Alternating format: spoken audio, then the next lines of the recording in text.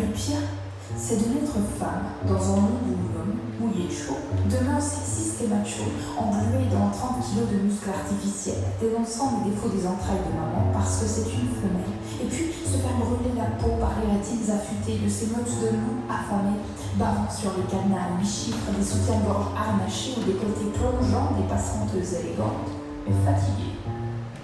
Non.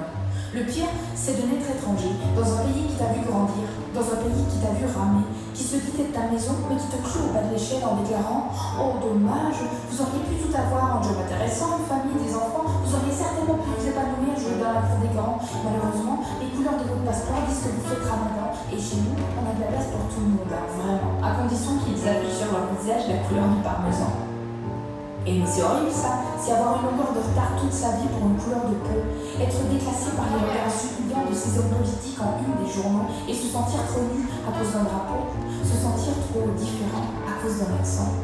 Le pire, c'est de naître aveugle, avec les yeux ouverts, déposé au pied d'un arc-en-ciel, celui qui rend la terre si belle, condamné à dessiner le bonheur avec une peinture imaginaire, sans rouge, sans jaune, sans bleu, sans vert.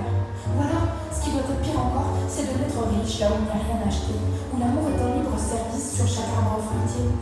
Avoir un portefeuille ruisselant de billets verts, dans un monde où la gratuité a englouti le quartier des affaires. Être blindé de thunes, au point de devoir réfléchir à comment dépenser ce qui ne coûte rien, au point de ne plus te souvenir dans quelle foutue baraque tu as oublié tes gamins, au point de te payer du travail à défaut de te payer des vacances, et au point d'avoir loué les 3/4 du paradis pour toi et toute ta descendance.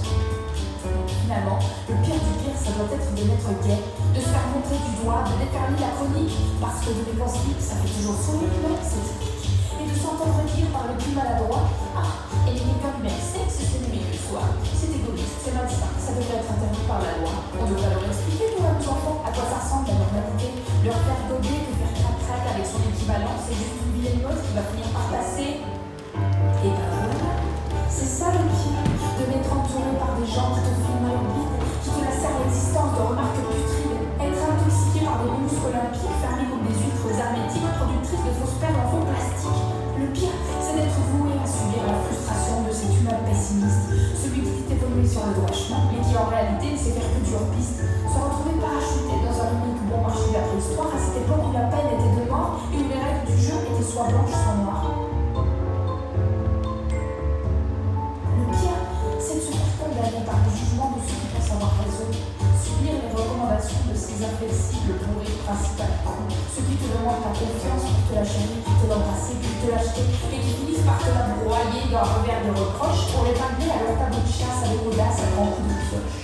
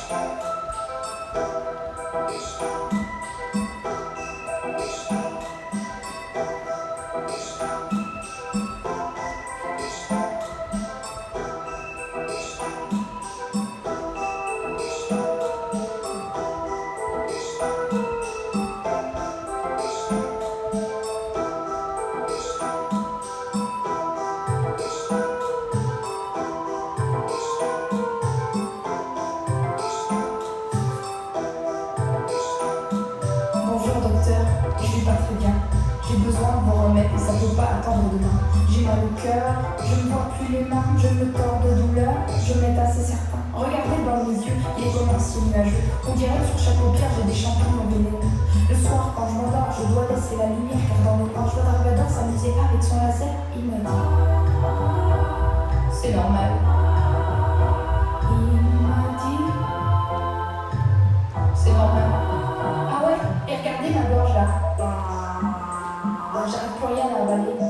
Je gère même plus les bonnes nouvelles. sois salé ou sucré, j'ai comme une pelote de ficelle attachée à ma trachée. J'ai l'estomac dans les talons, je dois prendre mes jambes à mon cul pour ne pas mettre les pieds dans le plat. Cordière, ma tour de bras, je joue des coups d'à contre carte pour jouer ma dernière heure. Et je me fais des cheveux blancs et je vois dans le banc. Il m'a dit, c'est normal. Il m'a dit, c'est normal. Ah, alors touchez les veines là, elles sont gelées et elles sont bleues. Y'a plus rien qui coule dedans, elles sont attachées de pardon. Je me fais un semblant qui n'ose même plus mes stylos, mes gorilles sont aussi pâles que le rose de mon cerveau. Et quand je sors dans la rue, je vois plus mon frère dans les vitrines. J'ai les fesses qui se dégonflent et les seins qui sortent la rétine. Mon squelette se déplace comme une carcasse de limace. En plus j'ai mal aux pieds, il y a du gravier dans mes godasses. Il m'a dit, c'est normal.